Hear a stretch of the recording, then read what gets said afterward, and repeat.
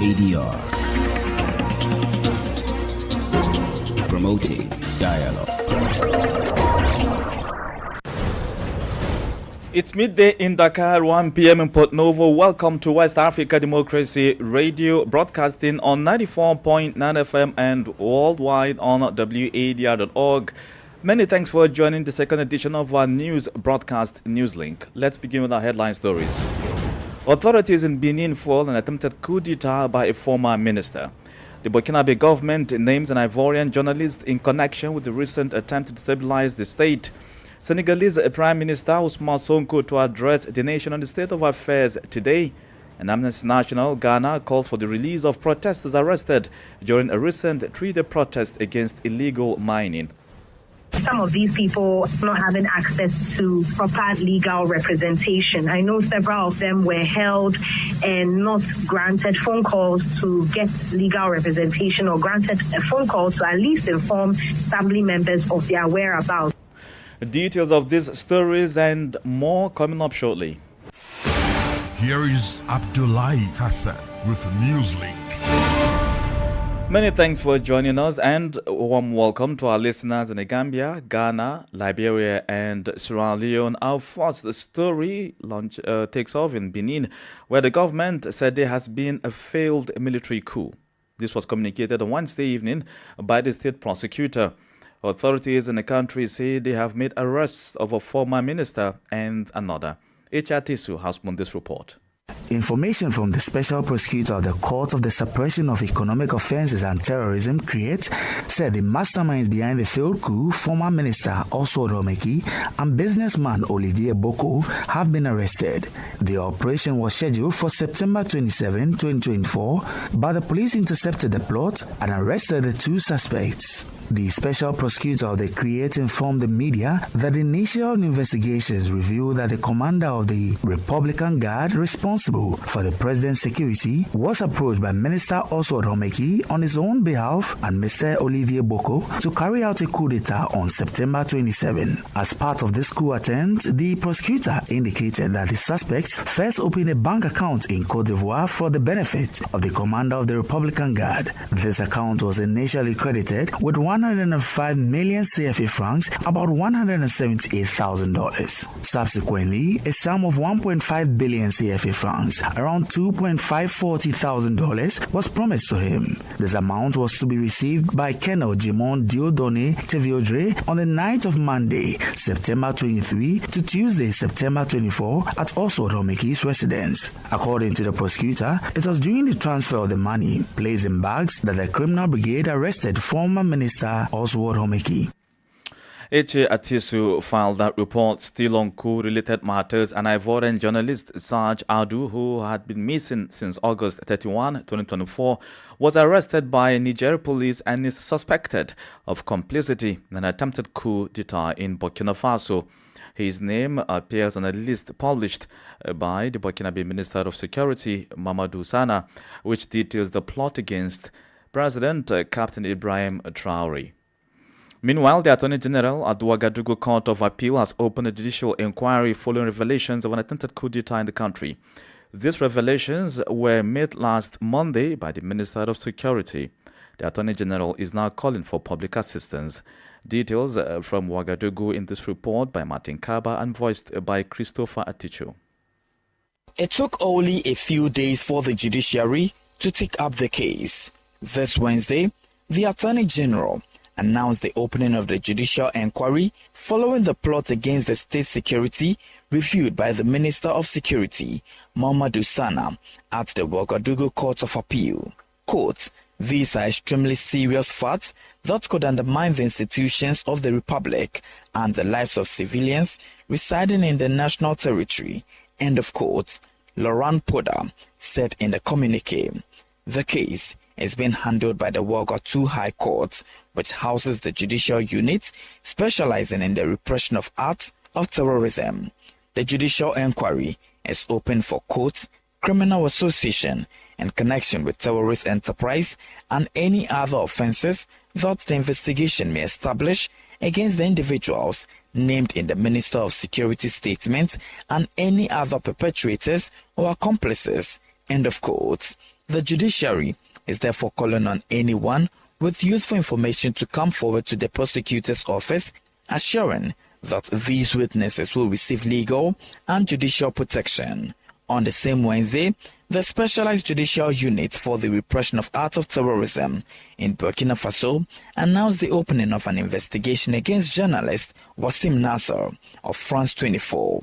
He is accused of having close ties with terrorist groups operating in the countries of the Sahel State Alliance and making tentacious comments after each terrorist attack. The investigation is open for criminal association in connection with terrorist enterprise, complicity in acts of terrorism, and glorification of terrorism. A report by WADR's Martin Kaba in Ouagadougou and voiced by Christopher Aticho. Here in Senegal, Prime Minister Ousmane Sonko is meeting the media today, Thursday. At this first encounter, the head of government will present the state of affairs of the country to the journalists and explain the situation of the country to the people of Senegal.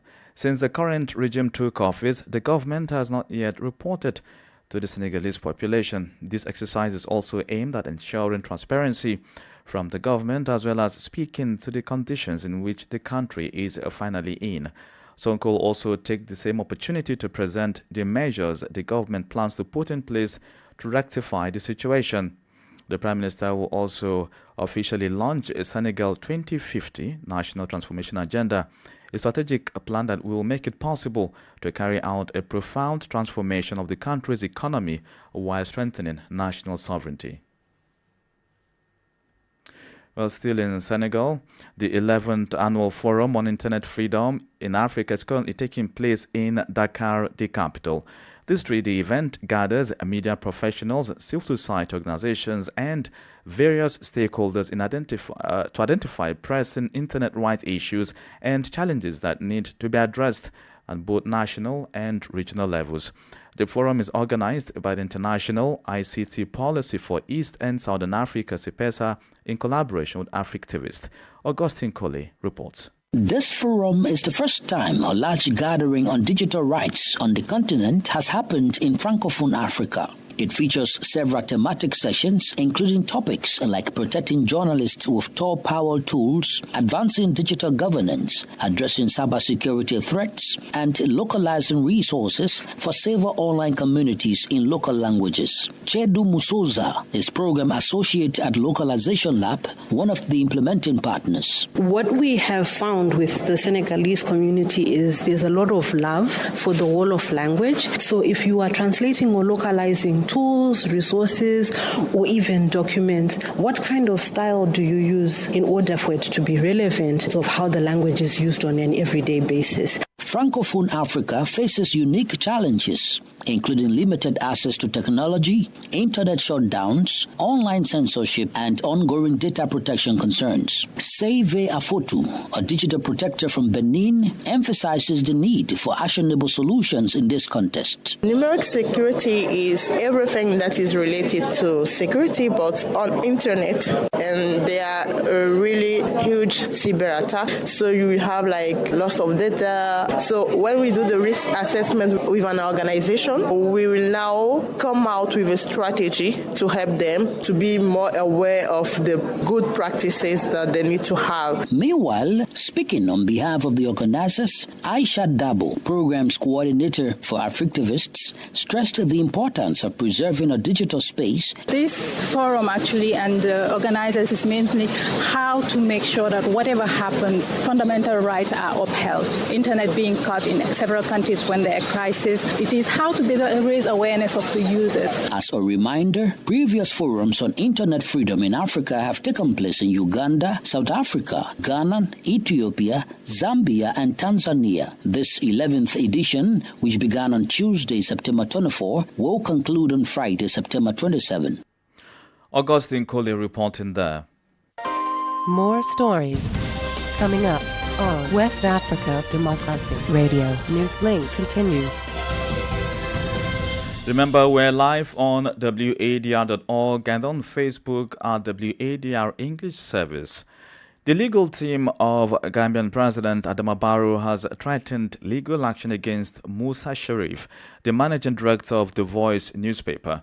The legal team has since given an ultimatum of 24 hours for the newspaper editor to make a public apology or face legal action.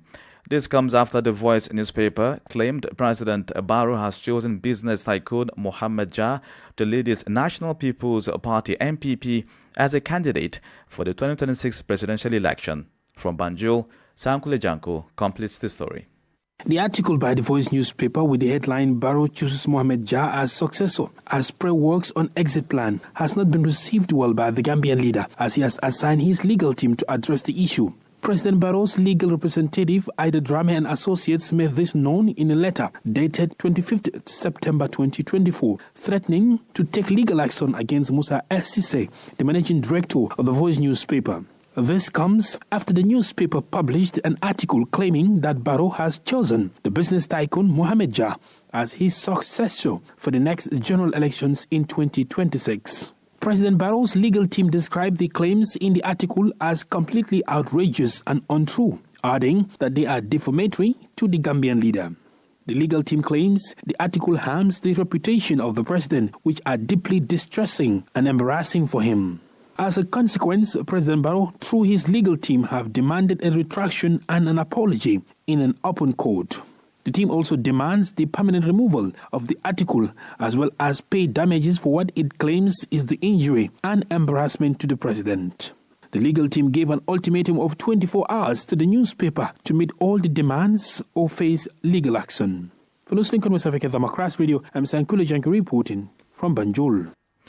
Well, let's take you to Ghana, where human rights group Amnesty International has added to calls for the release of the arrested protesters from the Democracy Hub demonstration, describing the handling of the situation as unfortunate. In a related development, a group of Ghanaians gathered at the United Nations headquarters in New York to also demand the immediate release of the protesters. WADR's Nadir Tate in Accra reports. On Wednesday, the lead convener of Democracy Hub, Oliver Mause Baka-Vomawo, and 12 other protesters were arraigned in connection with the Democracy Hub demonstration calling for an end to illegal mining, popularly known as Galamsey. The arrested protesters have been remanded until Thursday, September 26, when they are expected back in court. The judge will make a determination on the bail application after hearing arguments from the prosecution. This will follow the Circuit Court's earlier hearing of the arguments from defense lawyers after the accused persons pleaded not guilty to their various charges. The lead convener, Oliver Mause Baka-Vomawo, is currently receiving treatment at the hospital after falling ill. His legal team has accused the police of failing to provide him with timely medical attention after he informed them on Tuesday that he was seriously ill, a claim denied by the Ghana Police Service. Human rights group Amnesty International has joined calls for the release of the protesters, describing the handling of the situation as unfortunate. Genevieve Pattington is a country representative for Amnesty International. Some of these people not having access to proper legal representation. I know several of them were held and not granted phone calls to get legal representation, or granted a phone call to at least inform family members of their whereabouts. Some of them, we still do not know what police station they are at. Yesterday, we discovered that they've been taken to court, not just being charged under the Public Order Act, but also being charged under the Criminal Offences Act on several charges, which is quite unfortunate. Meanwhile, a group of Ghanaians in New York took to the streets on Wednesday, September 25, following President Akufo-Addo's address at the UN General Assembly. They demanded the release of the members of Democracy Hub who were arrested and detained in Ghana for protesting against illegal mining. For WADR, Nadir Tate, Accra. You are listening to Newslink here on West Africa Democracy Radio, broadcasting from Dakar, Senegal. Here's a reminder of our top stories. Authorities in Benin fall an attempted coup d'etat by a former minister. The Burkinabe government names an Ivorian journalist in connection with the recent attempt to destabilize the state. Senegalese Prime Minister Ousmane Sonko to address the nation on the state of affairs today. Amnesty International Ghana called for the release of protesters arrested during a recent three-day protest against illegal mining. Still ahead in the news, we have the press review, guest interview, and sports news. Please stay with us. You are listening to West Africa Democracy Radio, broadcasting from Dakar, Senegal. We are live on YouTube at WADR. A suspected cholera outbreak in Jigawa State, northwestern Nigeria, has claimed numerous lives, predominantly women and children, leaving several communities in mourning. In this report, WADR's Usman Umar in Abuja said the Nigerian Medical Association, NMA, has raised concerns about the severe shortage of medical personnel in Jigawa, worsening the crisis. Gatafa village in Awio local government area is among the hardest hit, with 41 new graves recently counted. There are, of course, a number of other communities equally affected. The state doctor-to-patient ratio, according to Dr. Sabo Idris, treasurer of Nigerian Medical Association, is 1 to 50,000, far above the World Health Organization's recommended 1 to 6,000. With only 216 doctors on the state's payroll, poor working conditions and low salaries have led to an alarming exodus of doctors seeking better opportunities, he added. There is a lot of patient burden nowadays. It is very challenging with the current number of doctors we have in the state. If you look at the statistics, we nearly have less than 300 doctors in the state, which are going to cater for a population of almost 7 million. But it's not all gloom, as Jigawa State Commissioner for Health, Dr. Muhammad Kainwa, confirmed the outbreak but assured urgent measures to contain it. We are in liaison with the National Center for Disease Control. We have drugs, we have IV fluids, we have rapid tests, and all this consignment with the Department of Public Health. We have a team consisting of the epidemiologist and the director. We made it into 4 teams. They have a vehicle, they have a standing order of money that they have to go out. And in the local government, we have the local government DSNO officers, that is disease notification and surveillance officers, and the PHC coordinators, which are our eyes. And we have focal persons in all the 287 wards that have been trained in disease control. Despite these measures, however, the Nigerian Medical Association warns that the entry salary scale for doctors in Jigawa is significantly lower than federal hospitals and neighboring states, leading to widespread discontent. This disparity threatens to worsen the brain drain in the state's healthcare system. For Newslink on West Africa Democracy Radio, Usman Omar reporting from Abuja. This is the newspaper review. Stay abreast and find out what the top stories are in your country. This is the newspaper review. The newspaper review. Today's press review takes us to Ghana, where WADR's Nadiri Tete is standing by. Greetings and welcome to the newspaper review segment. We'll start off with the Daily Graphic newspaper. Front page, President Akufo-Addo at UN General Assembly. He says Security Council needs overhaul, structure deficient in addressing global challenges. Also here on the front page, Students Loan Trust Fund disburses 20 million Ghana cedis to students. Still on the front page of the Daily Graphic newspaper, promoting inclusive governance, winner takes all system must stop. That's according to an expert. He's advocating for that to stop. Other stories here on the front page of the Daily Graphic newspaper, 32 journalists and media houses nominated for awards. And that's it for the Daily Graphic newspaper. To the Ghanaian Times now, front page, still on the UN General Assembly and President Akufo-Addo's speech. It says here, we will hold a free, fair and transparent elections. President assures international community. Also here on the front page of the Ghanaian Times newspaper, tidal waves threaten power installations within Abuadze Enclave. And Vice President tours Agona West, Agona East and Gomwa Central to canvass for votes. Now to the Daily Guide newspaper, front page, let our people go. NDC defends protesters, 11 more remanded. Still on the front page of the Daily Guide newspaper, ECG boss resigns. And other stories here, government moves to pay Trafigura. That'll be it for the Daily Guide newspaper. The next paper I have here is a Chronicle newspaper, front page. Vice President to launch a groundbreaking digital solution for local taxi drivers. And still here on the Chronicle newspaper, EC equipped to conduct free and fair elections. President Akufo-Addo tells UN. Would end with the Daily Post newspaper, front page. Mahama cuts sword for construction of 500-seater sports facility in Bole Bamboy. And also on the front page, lawyers in search of democracy, Linsot, blasts government and courts for collaborating to deny Democracy Hub demonstrators bail. And still on the front page of the Daily Post newspaper, Dubik Mahama resigns as ECG boss, and load shedding is back, minority claims, citing 500 megawatts deficit. And that's it for what the dailies are reporting today. It's back to you. Many thanks, Nadiri Titi. Politics, analysis on major news, social matters, and all. This is A Guest.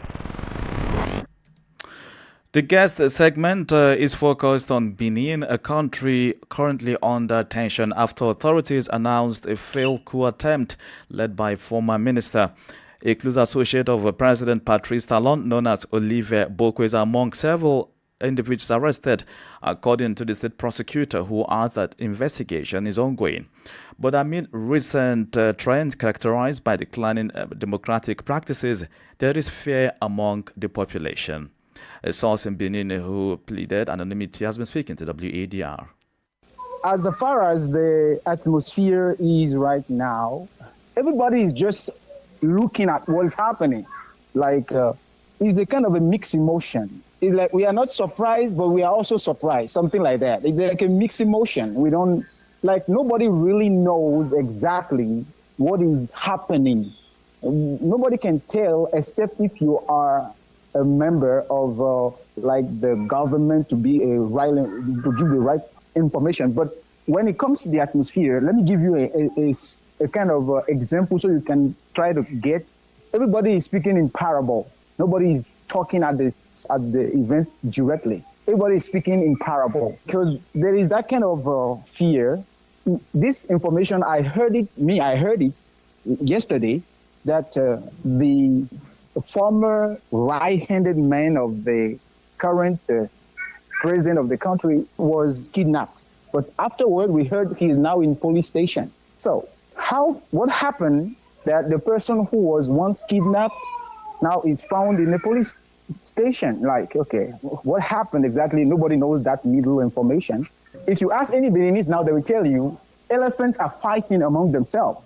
They're out of it, or you will be crushed. Well, whether this is a case of two elephants fighting or family affair, they've also been reports that the strong business tycoon is yet to declare, but he's aiming to be president of the country come the next presidential election. So this could be one of the many theories or hypotheses for why this has emerged. About the political situation of our country, I rarely talk about it. Not because I don't want to, or not because I don't have something to say, but it's a matter of priority, insecurity also, and vision, okay? But shall I say the guy has not yet officially declared that he's going to be candidate for the upcoming election. Okay, let me say also the guy already had some logo made on his name, and maybe that could be suspicious also. That should be a sign because he has some logo designed and they wrote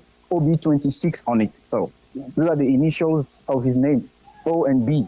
Olivier Boko. Permit me to say that President Patrice Talon himself, before becoming president, was a business magnate until he turned politician and today a president.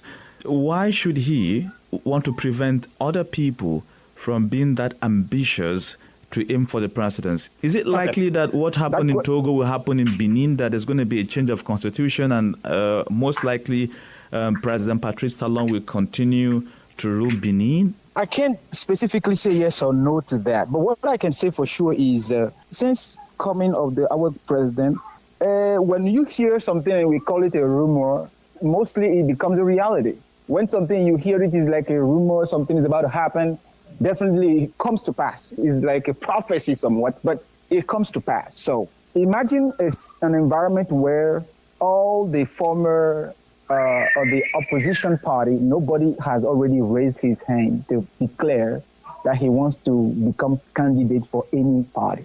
We heard the other time that they sent a law in the parliament where they would revise the electoral code to favor certain things. And before a person becomes a candidate, the condition has become very, very narrow, that it is just a selected few that can have access to that position. Rekia Madugu was arrested and charged for multiple offenses, including financing terrorism and also an attempt to destabilize the state, Ivo, Kojo, and a few others. Some of the big shots just before the last elections were arrested and sentenced, and there are still 7 prison sentences. Do you think that Olivier Boko's trial will be any different? Honestly, when I heard the news, here's what I said. I said this looks to me like the TV show, the American TV show we call 24 Hours. We know the outcome already. Like, okay, maybe this is a strategy. Anonymous source speaking to us there about the recent reported coup attempt in Benin. Up next is sports news with Sankule Janko.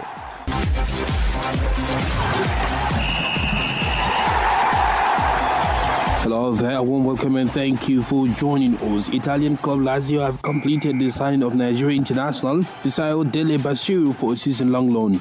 The deal compels Lazio to make the deal permanent at the end of the loan deal. The Nigerian international joined the Italian giants from Turkey's club Hatayspor. Lazio paid a fee of €2 million, which could rise to $5 million following a permanent transfer. And the Confederation of African Football, CAF, has confirmed that Kenya, Uganda and Tanzania as co-hosts of the CAF African Nations Championship CHAN. The African Nations Championship will be played between 1 to 28 February 2025. The host stadiums and training venues will be confirmed in due course according to CAF official website. The road to Kenya, Tanzania will kick off with the first round of qualifiers on the weekend of 25 to 27 October 2024 and 1 to 13 November 2024. The second round of the qualifiers will be played on 20 to 22 December and 27 December 2024. Kenya, Uganda and Tanzania will participate in the qualifiers, and in addition to their automatic qualification as host, the team achieving the best results in the CECAFA qualifiers will also advance to the final tournament. And that's it for sports. It's back to you. And the sports, we've come to the end of this edition of Newslink here on West Africa Democracy Radio, broadcasting from Dakar, Senegal. Thank you for listening, and many thanks to Christian Mukidi and Maojo Juve for the technical assistance. Do interact with us via social media platforms, X, Instagram at WADR News, on Facebook at WADR English Service, and online live at WADR.org. Coming up at the bottom of the hour is our flagship environment program, Enviroscope, which will take you to the top of the hour of 1 p.m. when Alpha Boubacar comes live with the second edition of our comprehensive news package in French and Fushivu. I'm Abdullahi Hassan. Good afternoon. And many thanks to you for listening to Newslink via Hot 104.3 FM, Newmi FM 94.0, Hilltop Radio 104.7 FM.